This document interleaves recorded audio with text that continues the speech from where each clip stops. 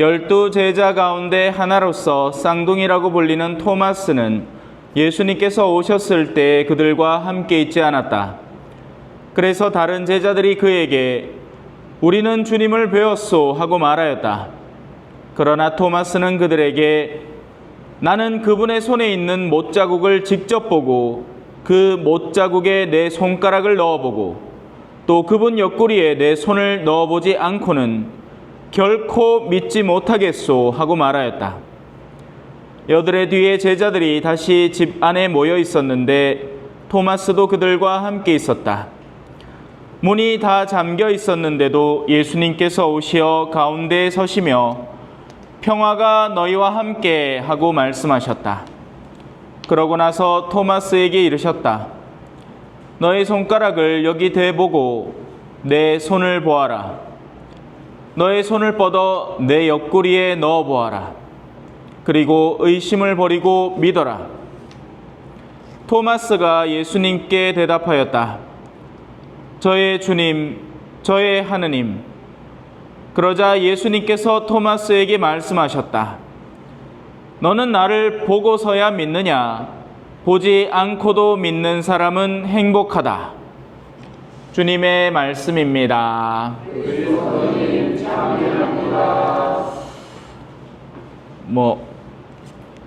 미사 중이긴 한데 제가 휴대폰을 여기 놔두니까 지금 우리 성당 앞에 매일식품 알죠? 그 레지나 자매님 지금 연락이 오시는 걸 보이기에 돌아오셨는가 봅니다. 무릎 수술하러 갔었거든요. 미사 끝나고 연락드려야죠. 다행입니다. 그죠? 자, 오늘 주제는 우리가 귀담아 들으셔야 됩니다. 토마스 사도는 이제 믿음을 두고 믿지 못하는 형태를 보인다.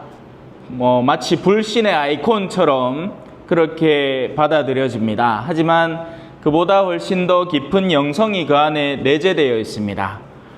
제가 오늘 미사 시작하기 전에 여러분에게 하나의 이야기를 전해드렸죠. 그걸 바탕으로 함께 생각을 해봅시다. 다른 분들은 모르겠지만 우리는 아니께 무언가를 바라다 볼 때 그 화려함을 볼 수 있고요. 그것을 만든 이의 정성을 볼 수 있습니다. 종이 카네이션이지만 고사리 손으로 손주들이 만들어 온 카네이션이 값비싼 생화 카네이션보다 훨씬 더 값어치가 있다라고 믿는 사람은 복됩니다. 그 사람은 아주 사소한 것, 소소한 것, 하지만 그 안에 가치가 담겨 있는 것을 소중히 여길 줄 알기 때문에 그렇습니다. 제 눈에는 여러분이 그렇습니다. 이 철산공소라는 곳에서 그렇게 신앙을 꾸준히 유지하면서 그래도 틈나는 대로 선교하려고 애를 쓰고 다른 이들 혹시 신앙에서 멀어질까봐 진심으로 염려해주고 이런 것이 이 공동체의 아름다움이죠. 서로가 서로를 보듬어주고 염려해주고 아껴주고 하는 거기에 진실된 이 공동체성이 존재를 하는 겁니다. 껍데기가 예쁜 공동체들이 있겠죠. 값비싸고 화려하고 건물도 이쁘고 인테리어도 잘 돼 있고 매년 교무금도 팍팍 들어와 갖고 재정 상태 장난 아니고 사람도 버글버글 하겠지만 그 내면 속에 서로가 다투고 이간질하고 싸우고 의심하고 하고 있다면 하느님의 눈앞에는 전혀 가치 없는 공동체가 되는 겁니다. 그래서 훗날 하느님이 이 안개에 둘러싸여 있는 가운데 마치 이 비닐하우스에 아침에 가면 안개가 쫙 자욱하게 끼어 있을 거 아닙니까? 그러면 겉으로 보기에는 다 비닐하우스가 비슷하게 보이겠으나 실제 그 안에 열매 맺어 있는 그 하우스가 진솔한 가치를 지니겠죠. 참외 농사 짓는 농부에게는 껍데기의 비닐하우스의 크기가 얼마만큼 큰지 이런 것들이 중요한 게 아닙니다. 그죠? 마찬가지로 하느님도 그 내면 속에 어떤 열매를 맺었는가를 기본 바탕으로 삼아서 훗날에 추수를 하게 될 겁니다. 그래서 믿음이라는 요소를 통해서 공동체를 식별해내고 믿는가라는 기준으로 사람을 식별해내게 될 겁니다. 그런데 이 믿음이라는 것은 처음에는 눈에 보이는 요소로 믿음을 형성해 가는 것이 통상적입니다. 제가 처음에 사제직을 꿈꿀 때 아무것도 없는 판에 나 하느님 믿고 싶어요 이렇게 하고 사제가 돼야겠다 그렇게 생각하지 않았습니다. 제 눈에는 뭐가 보였을까요? 제 어릴 때 구미 신평성당에 일하시던 신부님들이 보였습니다. 그리고 보좌 신부님도 보았고 성당에서 일하는 사람들의 열성도 보았고 무엇보다도 저의 할머니의 그 신앙이 드러나는 모습을 보고 확인할 수 있었죠. 그런 데에서 신앙의 싹이 커나갑니다. 하지만 어느 순간부터는 그 눈에 보이는 요소들이 점점 사라지기 시작해요. 그리고 오히려 눈으로 보이는 요소에는 힘겨움들이 가중되는 이 시기가 시작이 됩니다. 이래도 믿을래? 이렇게 실망스러워도 믿을래? 이렇게 힘들어도 믿을래? 하고 하느님은 우리를 보이는 요소로 이끌던 그 여정에서 이제는 보이지 않는 요소 속에서도 신앙을 키워나가는 여정으로 이끌어가기 시작하는 겁니다. 이때에 이제 두 부류가 나뉘는 것이죠. 보이지 않는 곳에서 참된 믿음을 형성을 해서 그로 인해서 서로가 유대관계를 맺고 있는 신앙인들이 있으니 그것이 오늘 일독서에 나오는 공동체, 하느님의 백성, 같은 건물, 그렇게 말하는 이 건물들입니다. 건물을 지을 때는 벽돌만 그냥 덜렁덜렁 쌓아놓으면 어떻게 되느냐? 손가락으로 끝에만 밀어도 와라락 쓰러집니다. 건물을 쌓을 때는 뭐가 필요하죠? 시멘트가 필요합니다. 예? 뭐라 하노 그거? 몰타르. 그렇지. 몰타르가 필요합니다. 예? 하여튼 그런 거 있어. 세멘을 바른단 말이에요. 몰타르를 바른단 말입니다. 물에 개가, 그죠? 그렇게 해놓으면 나중에는 이게 혼연일체가 되어서 그 어떤 것도 아무리 강한 힘도 심지어는 그 자체의 벽돌을 갖다 집어던져도 그것마저도 막아내는 힘을 갖게 되죠. 왜? 단단하게 결합되어 있으니까 그렇습니다. 우리가 함께 살아가고 있지만 우리의 이 내면의 눈이 떠져 있으면 우리가 사실은 믿음이라는 것으로 서로 연결되어 있음을 이해하고 알게 되는 겁니다. 그래서 저라는 사람을 단순히 외적인 시선으로 보면 여러분들 가운데 제일 나이 어린 총각에 불과합니다. 만약에 여러분 공동체에 제 나이하고 똑같은 사람이 한 명 있으면, 한 명 있습니다. 누군지 아세요? 저 벽진의 허창환 미카엘이라고 복사 쓰는 그분이 알고 보니까 내하고 나이가 똑같아. 내 동기라 동기. 그래서 지금 뭐예요? 복사 서죠?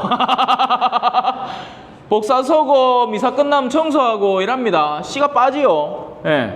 왜? 그 공소에서 제일 막내인데 뭐. 자, 하지만 여러분들이 저를 보는 이 시선 속에는 신앙의 시선이 있기에 제가 갖고 있는, 제가 만들어낸 것이 아닌 하느님이 저에게 선물해 주신 사제직이라는 것에 유대관계를 맺고 저는 영적인 아버지로, 여러분들은 영적인 자녀로서 이 유대관계를 맺고 있는 거죠. 그렇기 때문에 성당 오시는 거고 제가 드리는 미사를 경청하시는 겁니다. 그죠? 그렇다면 우리는 신앙의 건물들을 형성하고 있는 겁니다. 자, 이제 복음으로 들어가 봅시다. 토마스가 단순히 예수님을 믿었다, 안 보니 못 믿었다, 이게 사실은 문제이기보다 그 이전에 이미 문제가 존재를 합니다. 뭘까요? 다른 제자들이 그에게 이렇게 얘기합니다. 우리는 주님을 배웠소. 그렇다면 만약에 이게 정상적인 반응이었다면 여러분들이 보았으니 제가 본 것이나 마찬가지입니다. 저는 비록 못 보았고 제 갈망은 예수님을 뵙고 싶다는 갈망이 아직 내재하나 여러분들이 보았다니 그건 제가 본 것이나 마찬가지입니다. 여러분들이 예수님을 뵙고 기뻐하는 모습을 보니 저도 기쁩니다. 우리 함께 기쁨의 축제를 지냅시다. 야, 정말 축하할 일입니다. 헌데 토마스는 여기서부터 실패해 나가기 시작한 겁니다. 그리고는 내가 봐야겠소. 이 말은 뭐예요? 여러분들이 아무리 보고 있다고 믿고 확신해도 나는 여러분들과 유대관계가 없으니 나는 내가 확인해야 내 합리성 속에 그 신뢰의 기반, 신앙의 기반을 닦아나가겠소. 이 말인 겁니다. 이건 어마어마한 실패인 거고 어마어마한 분리인 거죠. 그래서 이 사람은 불행한 겁니다. 신앙 공동체의 유대를 함께 만끽하고 있지 못하기 때문에 자기 홀로 떨어져 있기 때문에 그렇습니다. 그래서 예수님이 오시면서 평화가 너희와 함께 하고 인사를 합니다. 왜? 평화롭지 못한 이들이 있으니까요. 물론 평화롭지 못한 데는 여러 이유가 있겠으나 특별히 이 토마스 사도의 내면 속에는 불안정함이 있는 겁니다. 함께 신뢰하는 여정을 걷지 못하는 사람은 동떨어져서 불안을 겪는 것이 통상적입니다. 자, 믿는 이들은 어디에 믿음을 형성해서 앞으로 가고 있죠? 눈에 보이는 것에 믿음을 두지 않습니다. 성당생활 열심히 하마 낸자 교회에서 주교님이 와가 여러분들 주머니에 1,000,000원씩 득득 상여금 지급하실 겁니다. 이런 걸 믿는 게 아니죠. 그런 거 없어도 상관없습니다. 왜? 우리는 이 심지어 교계 제도 그 높이 계시는 하느님과 그분의 외아들 그리고 그분들의 성령, 거룩한 영의 활동을 믿기 때문에 우리에게는 눈에 보이는 요소들이 이러쿵 저러쿵 변덕을 부려도 우리의 내면 속에는 굳건한 신앙으로 안정을 누릴 수 있고 행복을 누릴 수 있는 겁니다. 믿음의 근거를 눈에 보이는 것에 두지 마십시오. 믿음의 근거를 보이지 않는 영역에 두셔야 우리의 보이는 것이 다 닳아서 배터리가 다 됐을 때도 우리는 보이지 않는 영역을 향해서 나아갈 수 있는 힘을 갖게 되는 겁니다. 그래서 예수님께서는 토마스에게 너는 나를 보고서야 믿느냐? 우리가 보게 될 날이 올 겁니다. 언제일까요? 그렇죠. 근데 그때는 늦습니다. 우리가 생명이 있고 살아있고 우리의 육신을 아직 가지고 있다는 것은 영원을 위해서 아직 내가 공을 쌓을 수 있는 기회를 선물 받았다는 것 때문에 그렇습니다. 헌데 그 기회를 다 날리고 죽고 나서 하느님을 보았을 때 그나마 마음에 큰 어지러움이 없고 이 죄나 악이 깃들어 있지 않으면 턱걸이는 하겠으나 여러분 성경은 자주 이런 표현을 합니다. 첫째와 말째 너는 작은 일에 충실했으니 10고을을 맡을 것이다. 너는 10달란트를 벌었으니 10고을을 맡을 것이다. 너는 3달란트만 벌었으니 1고을을 맡기겠다. 하늘나라에는 사랑의 내면의 크기에 따라서 신앙의 내면의 크기에 따라서 사람의 행복감이 차원을 다르게 우리에게 다가오는 겁니다. 그러니까 밖에 비 오는데 지금 비 안 와요. 예를 드는 겁니다. 밖에 비 오는데 누가 비를 제일 많이 가져갈 수 있느냐? 요따시만한 병뚜껑 들고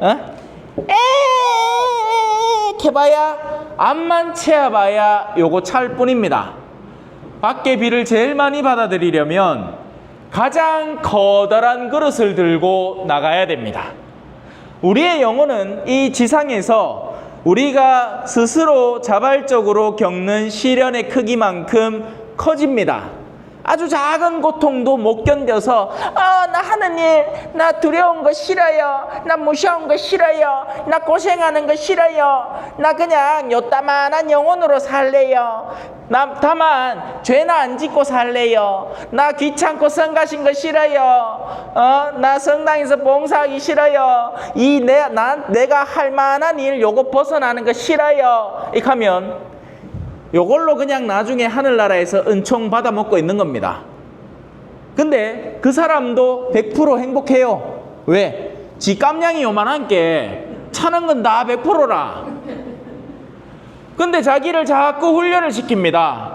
요것도 해보고 저것도 해보고, 막 우리 오스카 형제님 이어서 막 해설도 한번 해보고, 또 우리 요세피나 자매님 오늘 달달달달달달 떨대 내 다 봤대. 학교쌤 하던 부입니다. 학교쌤. 그런데 성당에 오면 다르죠. 달달달달달 뜬다 카이. 그래도 해본다 아닙니까? 딴 사람들은 엄두도 안 내는데. 그런 식으로 자기를 자꾸 확장시키면 성장하고 큰단 말이에요. 그러니 보이지 않는 영역, 토마스 사도가 실패한 그 영역에 머무르지 말고 눈에 겨우 보이는 것으로 만족감을 얻지 말고 보이지 않는 영역에 신뢰를 두고 나 자신을 확장시켜 나가기를 부탁드리겠습니다. 아멘.